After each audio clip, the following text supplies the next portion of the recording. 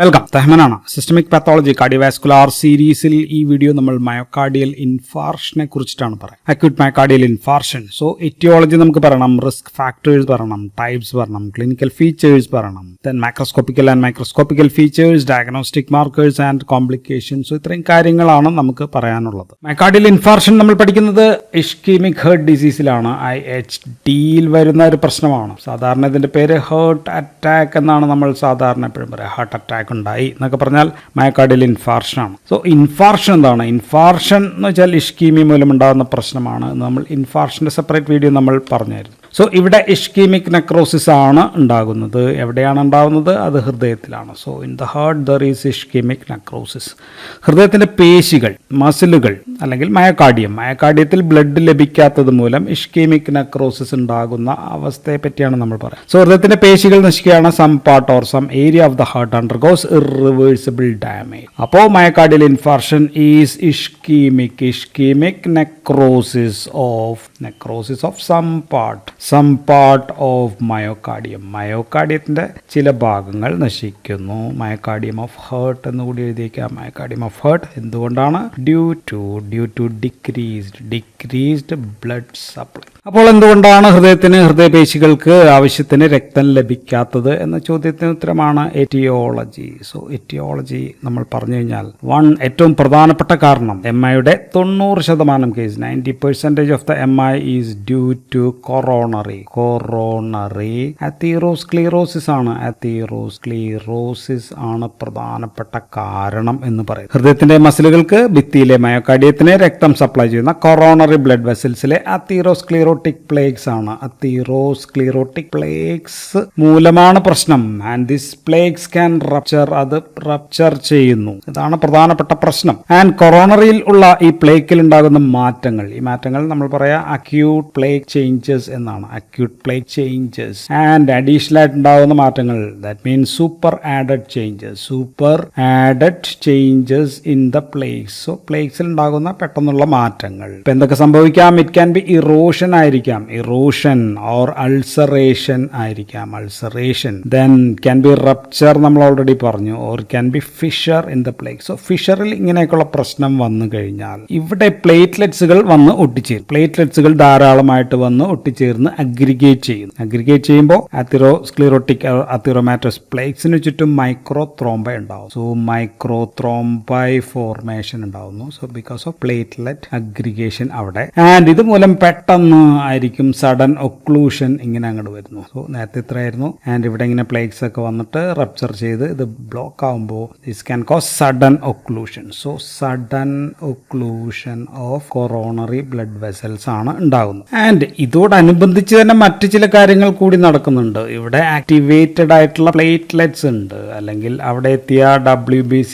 Cells, neutrophil ആയിരിക്കാം, lymphocytes ആയിരിക്കാം, monocytes ആയിരിക്കാം, WBC സെൽസ് ഉണ്ട്. ദെൻ ബ്ലഡ് വെസലിലെ ഇവിടെയുള്ള എൻഡോത്തീലിയൽ സെൽസ് ഉണ്ട്, endothelial cells. All these release എന്താണ്? ഇൻഫ്ലമേറ്ററി മീഡിയേറ്റേഴ്സ്, സൈറ്റോകൈൻസ്, അങ്ങനെയൊക്കെയുള്ള സംഭവങ്ങൾ എല്ലാം റിലീസ് ചെയ്യുന്നുണ്ട്. ആൻഡ് ഇവയ്ക്ക് എന്ത് ചെയ്യാം? This can cause വാസോസ്പാസം.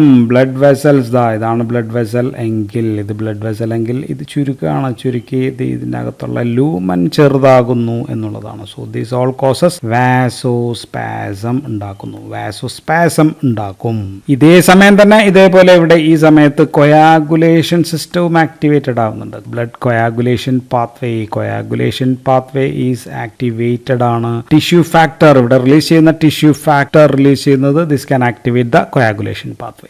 So thrombus size പിന്നെയും വർദ്ധിക്കും. സോ ഉണ്ടായ ത്രോംബസിന്റെ സൈസ് കൂടുതലാണ്, കാരണം കൂടുതലായിട്ട് ഇവിടെ കട്ട പിടിക്കുകയാണ് ചെയ്യുക. ആൻഡ് സോ സൈസ് വർദ്ധിക്കുമ്പോൾ ഒക്ലൂഷൻ പിന്നെയും വർദ്ധിക്കും. ഇപ്പോൾ 90% കൊറോണറി അത്തീറോസ്ക്ലീറോസിസ് മൂലമാണ് എന്ന് നമ്മൾ പറഞ്ഞു. ബാക്കിയുള്ള 10% അപ്പോൾ നോൺ കൊറോണറി അത്തീറോസ്ക്ലീറോട്ടിക് കോസസ് എന്ന് നമുക്ക് പറയാം. സോ കൊറോണറി അത്തീറോസ്ക്ലീറോസിസ് അല്ലാത്ത കാരണങ്ങൾ കൊണ്ട് ഉണ്ടാകാം. അപ്പോൾ ഏതൊക്കെയാണ്? 1 ഈസ് കൊറോണറി വാസോസ്പാസം തന്നെയാണ്. വാസോസ്പാസം മറ്റ് കാരണങ്ങൾ കൊണ്ട് വാസോസ്പാസം ഉണ്ടായാൽ. Then if it is due to emboli മൂലം തടസ്സം വരാം. ഇൻ ഷോക്ക് കേസസ് ഷോക്ക് സ്റ്റേറ്റുകൾ വരാം. ലെഫ്റ്റ് വെൻട്രിക്കുലാർ ഹൈപ്പർട്രോഫി മൂലം വരാം. മ്യൂറൽ ത്രോംബോസിസിൽ ഹൃദയത്തിന്റെ ഭിത്തികളിൽ ത്രോംബോസിസ് ഉണ്ടാവുന്നത് മൂലം വരാം. വെജിറ്റേഷൻസ് മൂലം വരാം. ഓർ പ്രോസ്തറ്റിക് മെറ്റീരിയൽ മറ്റ് പ്രോസ്തറ്റിക് മെറ്റീരിയൽ എന്തെങ്കിലും ഉപയോഗിക്കുമ്പോൾ വരാം. അല്ലെങ്കിൽ അമൈലോയിഡോസിസ് മൂലം വരാം. Or vasculitis can be another reason. Or some drugs like cocaine പോലെയുള്ള മരുന്നുകൾ മൂലവും വരാം. സോ ഇതെല്ലാം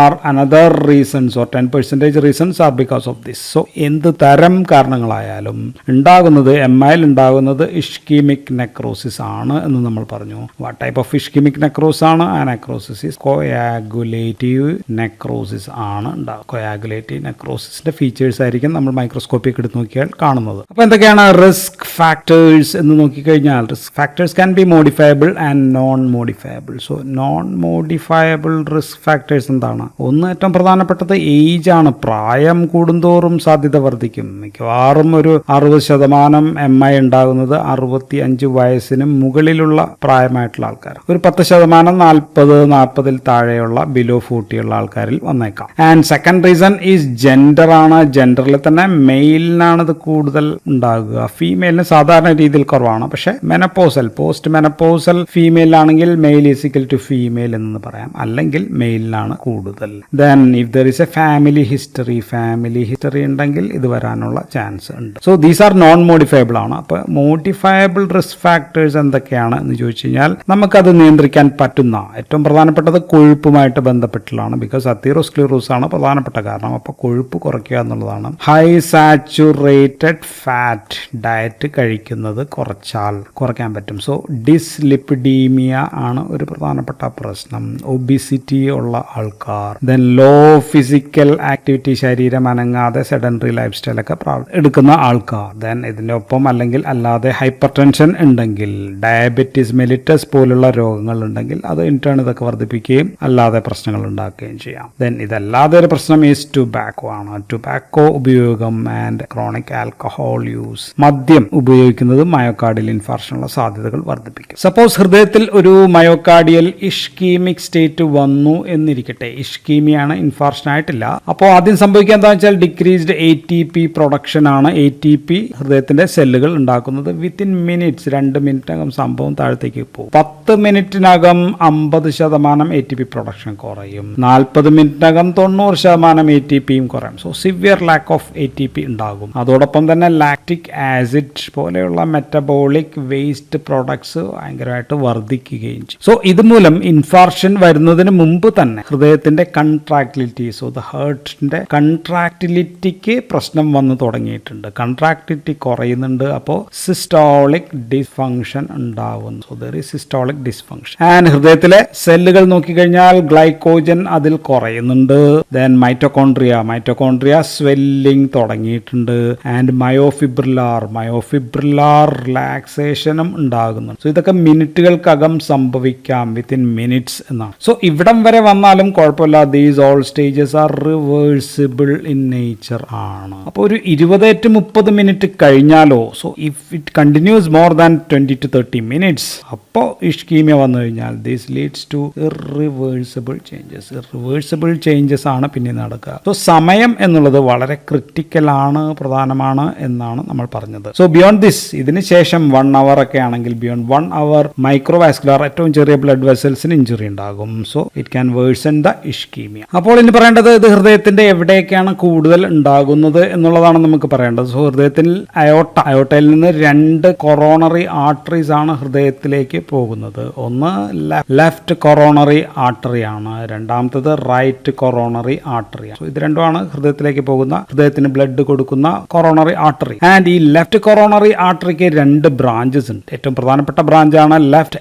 anterior descending artery or LAD എന്ന് നമ്മൾ പറയും. ആൻഡ് ഏറ്റവും കൂടുതൽ ബ്ലോക്ക് ഉണ്ടാകുന്നത് ഇവിടെയാണ്. 40 to 50% of blocks are in the ലാഡയിലാണ്. അപ്പോൾ ലാഡ എവിടെയാണ് ഹൃദയത്തിന് സപ്ലൈ കൊടുക്കുന്നതെന്ന് വെച്ചാൽ, ഒന്ന് ഹൃദയം എന്ന് നമ്മൾ ഇവിടെ ഞാൻ ഉദ്ദേശിക്കുന്നത് മൊത്തം വെൻട്രിക്കിളാണ്. അതിൽ തന്നെ ലെഫ്റ്റ് വെൻട്രിക്കിളാണ് ഞാൻ ഉദ്ദേശിക്കുന്നത്. ഞാൻ ഹൃദയം പറയത്തുള്ളൂ. ലെഫ്റ്റ് വെൻട്രിക്കിളിന്റെ ആന്റീരിയർ വാളിലാണ് ഒരു ഭാഗം, 2 അപ്പാക്സ് ഓഫ് ദ ഹേർട്ടിലാണ്. ദെൻ മൂന്നാമത് anterior anterior 2/3 of the ventricular septum. Ventricular septum എന്ന് പറയുമ്പോൾ രണ്ട് വെൻട്രിക്കിൾസിന്റെ ഇടയിലുള്ള സ്ഥലം. സോ ഇവിടേക്കാണ് ഇത് അധികം കൊടുക്കുക. സോ അപ്പോൾ പ്രശ്നങ്ങൾ ഉണ്ടാകുന്നതും ഈ ഭാഗത്തായിരിക്കും. ആന്റീരിയർ ഭാഗത്താണ് അധികവും ലാഡ തടസ്സം, ആൻഡ് ഇവിടെയാണ് ഏറ്റവും കൂടുതൽ തടസ്സമുള്ളത്. ഇനി ലെഫ്റ്റ് കൊറോണറി ആർട്ടറിയുടെ രണ്ടാമത്തെ ബ്രാഞ്ച് എന്ന് പറയുന്നത് ലെഫ്റ്റ് തന്നെയാണ്. ലെഫ്റ്റ് സർക്കംഫ്ലക്സ് ആണ്. ലെഫ്റ്റ് സർക്കംഫ്ലക്സ് ആർട്ടറി എന്ന് പറയുന്നത് LCX എന്നാണ് നമ്മൾ സാധാരണ എഴുതുക. ആൻഡ് ഇത് ഹൃദയത്തിന്റെ left വെൻട്രിക്കിളിന്റെ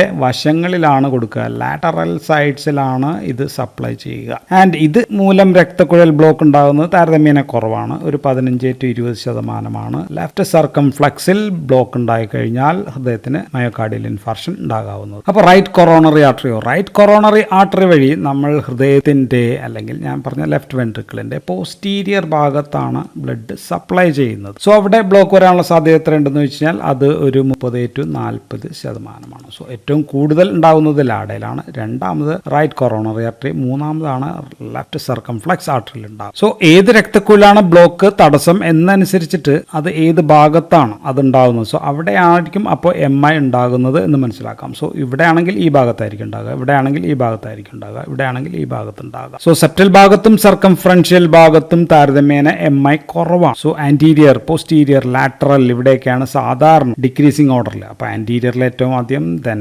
posterior, then lateral, decreasing ഓർഡറിലാണ് സാധ്യത ഉള്ളത്. ഇനി ഒരു വെസലിൽ നിന്ന് മാത്രമായിട്ടോ അല്ലെങ്കിൽ 2 വെസലിൽ ഒരുമിച്ചോ 3 വെസലിലും ഒരുമിച്ചോ തടസ്സമൊക്കെ ഉണ്ടാകാം. ഇതിനൊക്കെയുള്ള ചാൻസ് 1/3 വീതം ഉണ്ട്. ഇനി നമുക്ക് MI ഒന്ന് തരംതിരിക്കാം. സോ ഒരു ക്ലാസിഫിക്കേഷൻ എന്ന് പറയുന്നത് ഹൃദയത്തിന്റെ ഭിത്തിയെ എത്രമാത്രം ബാധിക്കുന്നു എന്നുള്ളതാണ്. സോ ഇത് ഹൃദയത്തിന്റെ ഭിത്തിയാണ്, ഇത് ലെഫ്റ്റ് വെൻട്രിക്കിൾ ആണെന്ന് വിചാരിച്ചാൽ, ഇത് ലെഫ്റ്റ് വെൻട്രിക്കിളിന്റെ ഭിത്തിയാണെന്ന് വിചാരിച്ചു കഴിഞ്ഞാൽ, ഒന്ന് ഈ ഫിറ്റ് എൻറ്റയർ തിക്നെസ്സിനെ ബാധിച്ചാൽ, entire thickness of the ventricular wall, ventricular വാളിന്റെ എൻറ്റയർ തിക്നെസ് എന്ന് പറയുമ്പോൾ ഇത് മൊത്തം വരും, ഇത്രയും മൊത്തം ബാധിക്കുന്നു എന്ന് കരുതിയാൽ അതിനെ നമ്മൾ വിളിക്കുക ട്രാൻസ്മ്യൂറൽ ഇൻഫാർക്ട്. മ്യൂറൽ എന്ന് വെച്ചാൽ ഭിത്തിയാണ്. ഇതാണ് ഒരെണ്ണം. രണ്ടാമത്തത് ഹൃദയഭിത്തി മുഴുവൻ ബാധിക്കുന്നില്ല, അവിടെ ഏറ്റവും ഇന്നർമോസ്റ്റ് ഭാഗം എന്ന് പറയുമ്പോൾ ദാ ഇത് ഇവിടെ ആയിട്ടായിരിക്കും, അല്ലെങ്കിൽ ഇവിടെ ഭിത്തിയാണെങ്കിൽ ദാ ഇവിടെ, അല്ലെങ്കിൽ ഈ സ്ഥലത്ത് മൊത്തമല്ല, ഇവിടെ ആണെങ്കിൽ ഇത്രയും ഭാഗം. സോ സാധാരണ രീതിയിൽ ഹൃദയത്തിൽ ഏറ്റവും കുറവ് രക്തം എത്തുന്ന സ്ഥലവും ഈ ഇന്നർമോസ്റ്റ് ഭാഗമാണ്. എൻഡോകാർഡിയൽ ഭാഗത്തിന്റെ തൊട്ടടിയിലുള്ള ഈ ഭാഗത്തെ നമ്മൾ സബ് എൻഡോകാർഡിയൽ സ്പേസ് എന്നാണ് വിളിക്കുന്നത്. സോ ഒരു രക്തപ്രവാഹം തടസ്സപ്പെട്ടു കഴിഞ്ഞാൽ ഏറ്റവും ആദ്യം ബാധിക്കുന്നതും ഈ സബ് എൻഡോകാർഡിയൽ ഭാഗത്താണ്. സോ ഇതിനെ രണ്ടാമത്തെ നമ്മൾ വിളിക്കുക സബ് എൻഡോകാർഡിയൽ ഇൻഫാർക്ഷൻ എന്നാണ്. സോ ഇതിങ്ങനെ രണ്ടായിട്ട് നമുക്ക് തിരിക്കാം. ഇനി മൂന്നാമത് വേറെണ്ണം കൂടി ഉണ്ട്, ലാമിനാർ എന്ന ഒരു തരം കൂടി ഉണ്ട്. അത് റാൻഡം ആയിട്ട് ബാധിക്കുന്നതാണ്, തൽക്കാലം നമ്മൾ പറയുന്നില്ല. സോ ഇതാണ് ഒരു classification. So depends upon the thickness, എവിടെയൊക്കെ ബാധിച്ചു എന്ന് അനുസരിച്ച്. ഇനി രണ്ടാമത്തത് ഡിപ്പെൻഡ്സ് അപ്പോൺ ECG വേരിയേഷൻ ആണ്. ECG വേരിയേഷനിൽ നമ്മൾ തരംതിരിക്കുക 1 STEMI ആണ്. STEMI ഓർ STEMI എന്ന് വേണമെങ്കിൽ പറയാം. STEMI എന്ന് പറഞ്ഞു കഴിഞ്ഞാൽ ST segment elevated myocardial infarction ആണ് STEMI എന്ന് പറയുന്നത്. അപ്പോൾ നമ്മൾ ECG എന്ന് വരയ്ക്കണം. എന്താണ് ST സെഗ്മെന്റ് ഇലവേഷൻ? അപ്പോൾ നോർമൽ ഞാൻ വരയ്ക്കുകയാണ്. നോർമൽ ഇങ്ങനെ വരച്ചാൽ, സോ ഇതാണ് നോർമൽ എന്ന് വിചാരിക്കുക. ഇത് നമ്മുടെ P വേവ്, ഇത് QRS ആണെന്ന് വരയ്ക്കുക, ഇത് T ആണ്. അപ്പോൾ ST സെഗ്മെന്റ് ഇലവേഷൻ എന്ന് പറയുമ്പോൾ ST സെഗ്മെന്റ് ഞാൻ വരയ്ക്കുന്നു, P ഇങ്ങനെ വരയ്ക്കുന്നു, QRS. സോ ഇവിടെ ഉയർന്നിരിക്കുക, ഓർ അല്ലെങ്കിൽ ആ ഭാഗം മാത്രം വരച്ചു കഴിഞ്ഞാൽ ഇങ്ങനെയൊക്കെ ഇരിക്കുകയാണെന്ന് കൂട്ടാം, അല്ലെങ്കിൽ ഇവിടെ ഇങ്ങനെ പൊങ്ങിയിട്ടുണ്ടെന്ന് കൂട്ടാം. സോ എന്തായാലും ഈ ഭാഗം താഴത്ത് ഇതേപോലെയല്ല ഉയർന്നിരിക്കുകയാണ്. സോ ഇതാണ് ST segment elevated MI. And ഇതുണ്ടാവുന്ന എവിടെയാണ്? ദാറ്റ് ഈസ് ഇൻ ട്രാൻസ്മ്യൂറൽ ഇൻഫാർക്റ്റിലാണ് ST സെഗ്മെന്റ് ഇലവേറ്റഡ് ഉണ്ടാകുന്നത്. സോ രണ്ടും ഒന്ന് തന്നെയാണ്. Transmural infarct and STEMI is almost one and same ആണ്. രണ്ടാമത്തത് അപ്പം എന്തായിരിക്കും? നോൺ STEMI ആണ് അല്ലെ. നോൺ STEMI എന്ന് പറയുമ്പോൾ no ST segment elevated or non ST segment elevated myocardial infarction ആണ്. ആൻഡ് ഇവിടെ ഈ ST സെഗ്മെന്റ് ഇലവേഷന് പകരം ചിലപ്പോൾ ഡിപ്രഷൻ ആയിരിക്കും. സോ ST സെഗ്മെന്റ് ഇങ്ങോട്ടേക്ക് താഴത്തേക്ക് വരാനുള്ള ചാൻസ് ഉണ്ട്, അല്ലെങ്കിൽ T വേവ് ഇൻവേർഷൻ. ഇതാണ് T വേവ്. അത് ഇങ്ങനെ പോകുന്നതിന് പകരം T വേവ് ഇൻവേർഷൻ എന്ന് പറഞ്ഞാൽ ഇതാണ് T വേവ് ഇൻവേർഷൻ, അല്ലെങ്കിൽ നെഗറ്റീവ് T വേവ്സ് ആയിരിക്കും ഉണ്ടാകും. ആൻഡ് ഇതിന് സംഭവിക്കുന്നത് സബ് എൻഡോകാർഡിയൽ ഇൻഫാർക്ഷൻ. സോ എങ്ങനെ ക്ലാസിഫൈ ചെയ്താലും non STEMI or sub endocardial infarction രണ്ടും സെയിം ആണ്. ട്രാൻസ്മ്യൂറൽ ഓർ STEMI എന്ന് പറഞ്ഞാലും സെയിം ആണ്. ആൻഡ് ഇതിൽ ഏറ്റവും കൂടുതൽ ഉണ്ടാകുന്നത് ഏതാണെന്ന് ചോദിച്ചാൽ മോസ്റ്റ് കോമൺ എന്ന് പറഞ്ഞു കഴിഞ്ഞാൽ ഇപ്പോൾ ഏതാണ് മോസ്റ്റ് കോമൺ? ഈ സബ് എൻഡോകാർഡിയൽ. കാരണം ചെറിയൊരു ബ്ലഡ് സപ്ലൈ കുറഞ്ഞാൽ പോലും ഈ ഭാഗത്തെ ബാധിക്കും. കാരണം ഇവിടെ സാധാരണ രീതിയിൽ തന്നെ ബ്ലഡ് എത്തുന്നത് കുറവാണ്, ഏറ്റവും കുറവാണ്. സോ ബ്ലഡ് വെസൽ ഏതെങ്കിലും ചെറുതായിട്ടൊന്നും ബ്ലോക്ക് ആയാൽ തന്നെ ഇവിടെ ആയിരിക്കും ആദ്യം ബാധിക്കുക. അപ്പൊ ഇനി സബ് എൻഡോകാർഡിയൽ ഇൻഫാർക്ഷനും ട്രാൻസ്മ്യൂറൽ ഇൻഫാർക്ഷനും തമ്മിലുള്ള മറ്റു ചില വ്യത്യാസങ്ങൾ കൂടിയെന്ന് നോക്കിക്കഴിഞ്ഞാൽ സബ് എൻഡോകാർഡിയൽ ചിലപ്പോൾ മൾട്ടി ഫോക്കൽ ആകാം, can be multi focal, or നമ്മൾക്ക് ചിലപ്പോൾ അതിനെ സർകംഫറൻഷ്യൽ എന്നും വിളിക്കാം, സർകംഫറൻഷ്യൽ. സോ ഇതെന്തുകൊണ്ടാണ്? ഇപ്പൊ ഞാനിപ്പോ ഒരു സെക്ഷൻ ഓഫ് ദിസ് ഹൃദയത്തിന്റെ സെക്ഷൻ എടുക്കുകയാണ്. ഇത് വെൻട്രിക്കിൾ, റൈറ്റ് വെൻട്രിക്കിൾ ആണെന്ന് വിചാരിക്കുക, ഇത് ലെഫ്റ്റ് വെൻട്രിക്കിൾ ആണെന്ന് വിചാരിക്കുക. വെൻട്രിക്കിളിന്റെ അവിടെ ചുറ്റും സെക്ഷൻ എടുക്കുകയാണെങ്കിൽ, so if there is global hypoperfusion, മൊത്തം ബ്ലഡ് എല്ലായിടത്തേക്കും എത്തുന്നില്ല, അല്ലെങ്കിൽ ഷോക്ക് പോലെയുള്ള കണ്ടീഷൻ വന്നു കഴിയുമ്പോൾ, സോ ഇവിടെ ഒരു ബ്ലഡ് വെസൽ ഉണ്ട്, ഇവിടെ ബ്ലഡ് വെസൽ, ഇവിടെ ബ്ലഡ് വെസൽ, ഇവിടെ എത്തുന്നില്ല, ഇവിടെ എത്തുന്നില്ല, ഇവിടെ എത്തുന്നില്ല. സോ ഇവിടെ എല്ലായിടത്തും ഇങ്ങനെ ഇൻഫാർഷൻ ഉണ്ടാകും. സോ അതിനാണ് നമ്മൾ സർകംഫറൻഷ്യൽ ഇൻഫാർഷൻ എന്ന് പറയും. എല്ലാ ഭാഗത്തും ഇൻഫാർഷനാണ്. പക്ഷേ ട്രാൻസ്മ്യൂറലാണെങ്കിൽ ഇവിടത്തേക്ക് ഏത് ബ്ലഡ് വെസലാണ് എത്തുന്നത്, അവിടെ മാത്രമേ ഉള്ളൂ. സോ ഇറ്റ് ഈസ് സോളിഡ് ആണ്. So this is solid and unifocal. ആ ഭാഗത്ത് മാത്രമേ ഉള്ളൂ. ഏത് ബ്ലഡ് വെസൽ ബ്ലോക്ക് ആവുന്നോ ആ പ്രത്യേക ഭാഗത്ത് മാത്രമേ ഉണ്ടാകൂ. ഇത് ഹൈപ്പോപെർഫ്യൂഷൻ ഒക്കെ വന്നു കഴിയുമ്പോഴത്തേക്കും ഷോക്ക് കണ്ടീഷൻസിലൊക്കെ എല്ലാ ഭാഗത്തും ഇൻഫാർഷൻ ഉണ്ടാകാം. ഇനി സബ് എൻഡോകാർഡിയൽ ഇൻഫാർഷൻ ഉണ്ടാകുന്നത് ഹൈപ്പോടെൻഷൻ ഓർ ഷോക്ക് എങ്കിൽ, ട്രാൻസ്മ്യൂറൽ ഉണ്ടാകുന്നത് ട്രാൻസ്മ്യൂറൽ മൂലം, ഇത് മൂലം ഷോക്ക് ഉണ്ടാകാം എന്നുള്ളതാണ്. സോ ട്രാൻസ്മ്യൂറൽ മൂലം ഷോക്ക് ഉണ്ടാകാം, ഇത് ഷോക്ക് മൂലം ഉണ്ടാകുന്നതാണ്. സബ് എൻഡോകാർഡിയൽ ഇൻഫാർഷൻ മൂലം ഹൃദയഭിത്തി വീക്ക് ആകുമോ എന്ന് വെച്ച് കഴിഞ്ഞാൽ വീക്ക് ആകില്ല. ഹൃദയഭിത്തിക്ക് മൊത്തത്തിൽ വീക്ക്നെസ് ഒന്നും ഉണ്ടാകില്ല. No rupture. റപ്ചർ ഉണ്ടാകുമോ എന്ന് വെച്ചാൽ നോ റപ്ചർ, ഹൃദയഭിത്തി തകരുന്നില്ല.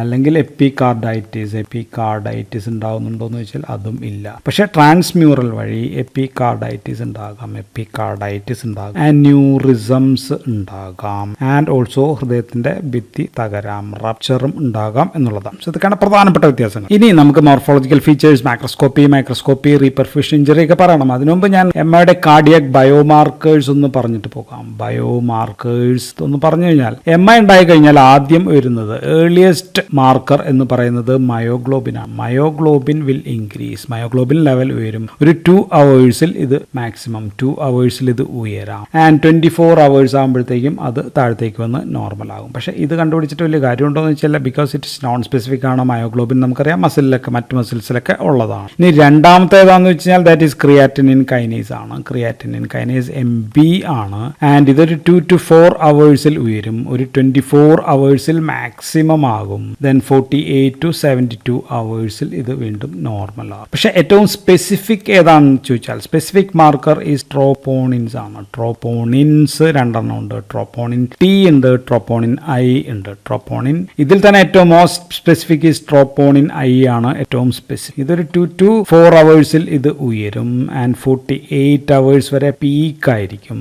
ആൻഡ് ഇതിൽ തന്നെ ഏറ്റവും താഴുക എന്ന് വെച്ചാൽ ട്രോപ്പോണിൻ T. ട്രോപ്പോണിൻ Tനെ നമ്മൾ സാധാരണ എഴുതുക CTNT എന്നാണ് നമ്മൾ എഴുതുക. ആൻഡ് ഇതൊരു 10 to 14 days വരെ നിൽക്കാം. ദെൻ CTNI എന്ന് വെച്ചാൽ ട്രോപ്പോണിൻ I ആണ്. ഇതൊരു 7 to 10 ദിവസം, 10 days ഒക്കെ ഇതും നിൽക്കാം. ഇനി അടുത്തത് ഈസ് LDH ആണ്. ലാസ്റ്റ് വൺ ഈസ് LDH ആണ്. LDH 24 hours, വിത്തിൻ 24 hours ഇത് ഉയരും.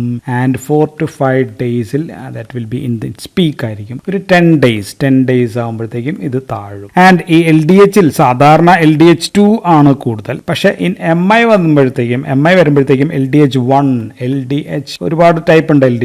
LDH1 will be more than LDH2. അതിനെ നമ്മൾ വിളിക്കുക ഫ്ലിപ്പിംഗ് ഓഫ് LDH എന്നാണ്. Flipping of LDH. So in MI there is flipping of LDH. ഇനി വീണ്ടും ഒരു റീഇൻഫാർഷൻ വന്നു കഴിഞ്ഞാൽ, റീഇൻഫാർഷൻ വന്നോ ഇല്ലയോ എന്ന് അറിയാനായിട്ട് നമ്മൾ ട്രോപ്പോണിൻ I ആയിരിക്കും മിക്കവാറും നോക്കുക. ട്രോപ്പോണിൻ I ഒരു 20% ഉയർന്നു കഴിഞ്ഞാൽ ദാറ്റ് ഈസ് സജസ്റ്റീവ് ഫോർ റീഇൻഫാർഷൻ നടന്നിട്ടുണ്ട് എന്നുള്ളതാണ് അതിന്റെ സൂചന. ഇനി MI വരാനുള്ള സാധ്യതയുണ്ടോ ഇല്ലയോ എന്ന് പ്രോഗ്നോസ്റ്റിക് മാർക്കേഴ്സ് ഏതൊക്കെയാണെന്ന് ചോദിച്ചാൽ, പ്രോഗ്നോസ്റ്റിക് മാർക്കേഴ്സ് ഒന്ന് HSCRP ആണ്. CRPയുടെ ഒരു വെറൈറ്റി ആണ്. Then total cholesterol to HDL ratio നമുക്ക് നോക്കാം. Then apo B to apo A ratio ഉയർന്നിരിക്കുകയാണെങ്കിൽ ദെൻ LDL കൊളസ്ട്രോൾ നമുക്ക് നോക്കാം. ദെൻ HDLന്റെ അളവ്. സോ ഇതൊക്കെ ഉള്ള വ്യത്യാസം നോക്കിക്കഴിഞ്ഞാൽ ഇത് വരാനുള്ള ഒരു ചാൻസ് ഉണ്ടോ ഇല്ലയോ എന്നൊക്കെ നമുക്ക് പ്രോഗ്നോസിസ് നമുക്ക് കിട്ടും. പ്രോഗ്നോസ്റ്റിക് മാർക്കേഴ്സ് ആണ് അതൊക്കെ. അപ്പോൾ MIയുടെ ക്ലിനിക്കൽ ഫീച്ചേഴ്സ് എന്തെല്ലാമാണ് എന്ന് നോക്കിക്കഴിഞ്ഞാൽ ഏറ്റവും പ്രധാനപ്പെട്ടത് ചെസ്റ്റ് പെയിൻ ആണ്. Chest pain prolonged chest pain ആണ്. റെസ്റ്റ് എടുത്താലും വേദന കുറയുന്നില്ല. റെസ്റ്റ് എടുത്താലും കുറയാത്ത വേദനയാണ്. വേദനയെ നമ്മൾ വിളിക്കുക ക്രഷിംഗ് പെയിൻ, സ്റ്റാബിംഗ് പെയിൻ, അല്ലെങ്കിൽ സ്ക്യൂസിംഗ് പെയിൻ എന്നൊക്കെയാണ്. കടുത്ത വേദനയാണ് എന്നുള്ളതാണ്. ആൻഡ് കൂടെ റാപ്പിഡ് ഓർ വീക്ക് പൾസ്, റാപ്പിഡായിട്ട് പക്ഷെ വീക്ക് ആയിട്ടുള്ള പൾസും കൂടി കണ്ടേക്കാം. പ്രൊഫ്യൂസ് സ്വെറ്റിംഗ്, ഭയങ്കരമായിട്ട് വേർക്കും എന്നുള്ളതാണ്. പ്രൊഫ്യൂസ് സ്വെറ്റിംഗ് കണ്ടേക്കാം. ദെൻ നൗസിയ, വൊമിറ്റിംഗ് വോമിറ്റിംഗ് പോലെയുള്ളവയും ഉണ്ടാക്കാം. പക്ഷേ ഡയബറ്റീസ് ന്യൂറോപ്പതി ഉള്ളവർ പ്രായമായവരിലൊക്കെ മിക്കവാറും 25% കേസസ് സൈലന്റ് ആയിരിക്കും. സൈലന്റ് മീൻസ് ഇങ്ങനെയുള്ള പ്രശ്നങ്ങളൊന്നും അറിയുന്നത് പോലുമില്ല. സൈലന്റ് MI എന്നായിരിക്കും പറയും. Then plus definitely ECG variations കൂടി നമുക്ക് പറയാം. അപ്പം നമുക്ക് MIയുടെ കോംപ്ലിക്കേഷൻസ് എന്തെല്ലാമാണ്?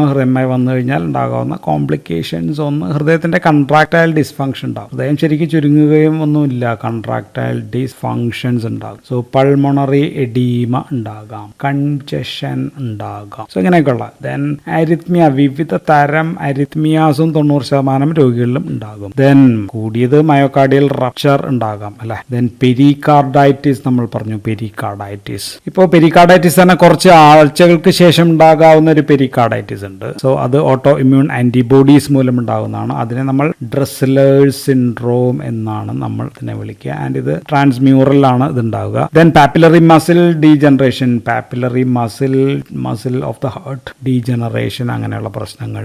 മിട്രൽ വാൽവിനൊക്കെയുള്ള മിട്രൽ റീഗർഗിറ്റേഷൻസ് പോലെയുള്ള പ്രശ്നങ്ങൾ. മ്യൂറൽ ത്രോംബോസിസ്, ഹൃദയത്തിന്റെ ഭിത്തികളിൽ ഉണ്ടാവുന്ന രക്തക്കട്ടകൾ. വെൻട്രിക്കുലർ വീർത്തു വരിക, വെൻട്രിക്കുലർ അന്യൂറിസംസ് ഉണ്ടാകാം. റൈറ്റ് വെൻട്രിക്കുലർ ഡിസ്ഫങ്ഷൻ ഉണ്ടാകാം. സോ ഇങ്ങനെയൊക്കെയുള്ള പല പ്രശ്നങ്ങൾ മയോകാർഡിയൽ ഇൻഫാർക്ഷന് ശേഷം കോംപ്ലിക്കേഷൻസ് ആയിട്ട് ഉണ്ടാകും. അപ്പൊ ഇനി മോർഫോളജിക്കൽ ഫീച്ചേഴ്സ് നമുക്ക് നോക്കേണ്ടത് മാക്രോസ്കോപ്പി പറയണം, മൈക്രോസ്കോപ്പി പറയണം. നമുക്ക് സെക്ഷൻ എടുക്കണം അല്ലെ. സെക്ഷൻ ഹൃദയം എടുത്തിട്ട് നമ്മൾ ട്രൈഫിനൈൽ ടെട്രാസോളിയം ക്ലോറൈഡ് എന്ന് പറയുന്ന റെഡ് കളറുള്ള ഡൈനകത്തേക്കാണ് നമ്മൾ ഹൃദയം ഇടുക. സോ ഇട്ട് കഴിഞ്ഞ് കഴിഞ്ഞാൽ ഇൻഫാർഷൻ ഇല്ലാത്ത ഭാഗം റെഡ് ആയിട്ടിരിക്കും. ഇൻഫാർഷൻ ഉള്ള ഭാഗത്തോ ഇഫ് ദർ ഈസ് ഇൻഫാർഷൻ ആ ഭാഗം പെയിൽ യെല്ലോ കളറായി. ഇപ്പോൾ റെഡ് ഡൈയുടെ കളറല്ല, പെയിൽ യെല്ലോ കളറായിരിക്കും. എന്തുകൊണ്ടാണെന്ന് വെച്ച് കഴിഞ്ഞാൽ ഇൻഫാർഷൻ വന്ന ഭാഗത്ത് ദർ ഈസ് നോ ഡീഹൈഡ്രോജിനേസ് എന്ന് പറയുന്ന എൻസൈം ഉള്ള സെല്ലുകളൊക്കെ നശിച്ചു, സെൽസ് ആർ ബസ്റ്റഡ്. അപ്പോൾ അതുകൊണ്ട് പെയിൽ യെല്ലോ കളറായിരിക്കും, ബാക്കിയുള്ള ഭാഗമൊക്കെ ചുവന്നിരിക്കും എന്നുള്ളത്. അപ്പോൾ ഇനി നമ്മൾ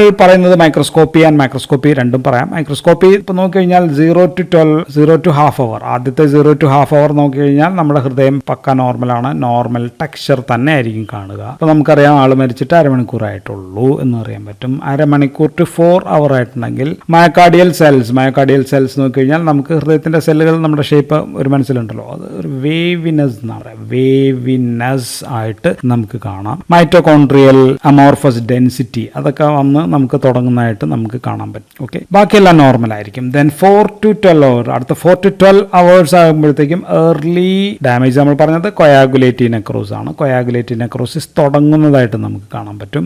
ആൻഡ് 12 to 24 hours ആകുമ്പോഴത്തേക്കും നമ്മൾ മാക്രോസ്കോപ്പിക്കലി നോക്കിക്കഴിഞ്ഞാൽ നമ്മൾ പറയാം മോട്ടിലിംഗ് എന്നാണ്. മോട്ടിലിംഗ് കാണാൻ പറ്റും. ആൻഡ് ഇവിടെ അപ്പോഴത്തേക്കും കൊയാഗുലേറ്റീവ് നെക്രോസ് ആയിട്ടുണ്ടാകും. പ്ലസ് കുറച്ച് ന്യൂട്രോഫിൽ അവിടെ എത്തിയിട്ടുണ്ടാകും. 1 to 3 days ആകുമ്പോഴത്തേക്കും there is mottling with yellow tan. Mottling plus yellow tan നമുക്ക് കാണാം. എവിടെയാണ്? ഇൻഫാർക്ട് സെന്ററിൽ യെല്ലോ ടാൻ ആയിട്ട് നമുക്ക് കാണാം. കൊയാഗുലേറ്റീവ് നെക്രോസ് ഉണ്ട്. ദെൻ ന്യൂട്രോഫിലിന്റെ എണ്ണം കൂടുതലായിട്ടുണ്ട്. അതിന് നമ്മൾ ബ്രിസ്ക് ന്യൂട്രോഫിൽസ് എന്നാണ് പറയാം. ന്യൂട്രോഫിൽസിന്റെ എണ്ണം കൂടി 3 to 7 days ആയി കഴിഞ്ഞാലോ സെക്ഷൻ എടുത്ത് നോക്കി കഴിഞ്ഞാൽ മോർഫോളജിക്കലി ഒരു ഹൈപ്പറേമിക് ബോർഡർ നമുക്ക് കാണാൻ പറ്റും. Hyperaemic border with central yellow tan. So ഇങ്ങനെ ഒരു സംഭവം ഉണ്ട്, യെല്ലോ ടാൻ ആയിരിക്കും. ആൻഡ് അപ്പോൾ ന്യൂട്രോഫിൽ ഇവിടെ കുറഞ്ഞു കഴിഞ്ഞു. അപ്പോൾ ഇവിടെ വരുന്നത് മാക്രോഫേജസ്. ന്യൂട്രോഫിൽ കുറഞ്ഞു, പകരം മാക്രോഫേജസ് അവിടെ കൂടുതലായിട്ടുണ്ട്.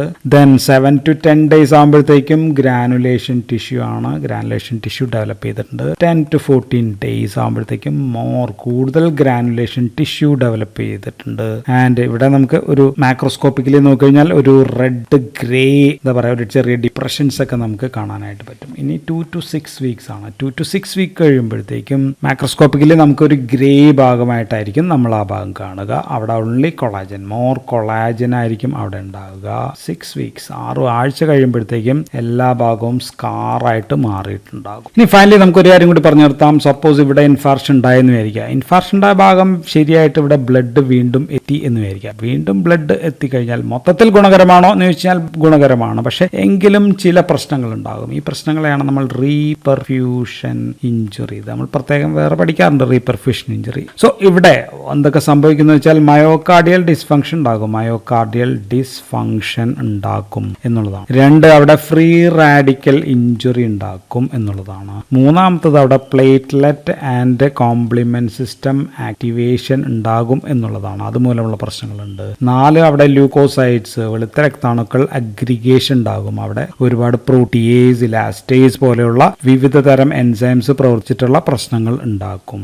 ദെൻ 5ാമത്തെ പ്രശ്നം ആ ഭാഗത്ത് ഇൻക്രീസ്ഡ് ഇൻട്രാസെല്ലുലാർ കാൽഷ്യം. ഇൻട്രാസെല്ലുലാർ കാൽഷ്യത്തിന്റെ എമൗണ്ട് കൂടുന്നു. കാരണം ബ്ലഡിലൂടെ കാൽഷ്യം ധാരാളം വന്ന സെല്ലിനകത്ത് കാൽഷ്യം എമൗണ്ട് കൂടുമ്പോൾ ഹൈപ്പർ കൺട്രാക്ചർ എന്ന് പറയുന്ന പ്രശ്നം ഉണ്ടാവും. ഹൈപ്പർ കൺട്രാക്ചർ സ്റ്റേറ്റ് എന്ന് വെച്ചാൽ ആ ഭാഗം ഇങ്ങനെ ഹൃദയത്തിന്റെ ഭാഗം എടുത്ത് നോക്കിക്കഴിഞ്ഞാൽ ഒരുപാട് കൺട്രാക്റ്റായിട്ടിരിക്കുന്നു. മൈക്രോസ്കോപ്പിൽ നോക്കിക്കഴിഞ്ഞാൽ ഇന്റൻസ് ഇസിനോഫിലിക് ബാൻഡ്സ് എന്നാണ് അതിന് പറയാം. ഇന്റൻസ് ഇസിനോഫിലിക് ബാൻഡ്സ് ആയിട്ട് നമുക്ക് കാണാൻ പറ്റും. And this bands are contraction band necrose. Necrosis തന്നെ കൺട്രാക്ഷൻ ബാൻഡ് നെക്രോസിസ് എന്നാണ് പറയുക. ചുവന്ന നിറത്തിൽ മസിൽസ് ഇങ്ങനെ ചുരുങ്ങിയിരിക്കുന്ന സംഭവമാണ്. ആൻഡ് മറ്റൊരു പ്രശ്നം എന്ന് പറയുന്നത് കൺട്രാക്ടൈൽ ഡിസ്ഫങ്ഷൻസ് ഉണ്ട്. ഹൃദയം ബ്ലഡ് ഒക്കെ എത്തിക്കഴിയുമ്പോഴത്തേക്കും വീണ്ടും പെട്ടെന്ന് അതിനെ നമ്മൾ വിളിക്കുക ഹൃദയം സ്റ്റണ്ട് മയോകാർഡിയം എന്ന് പറഞ്ഞു. ആൻഡ് ഇത് പതുക്കെ റിക്കവറി ഉണ്ടാവുകയും ചെയ്യും. സോ ഇത് നമ്മൾ പറഞ്ഞത് റീപെർഫ്യൂഷൻ ഇഞ്ചുറി ഇൻ മയോകാർഡിയൽ ഇൻഫാർക്ഷൻ എന്ന് പറഞ്ഞു പോയെന്ന് മാത്രമേ ഉള്ളൂ. So that's all about myocardial infarction. So thank you for watching.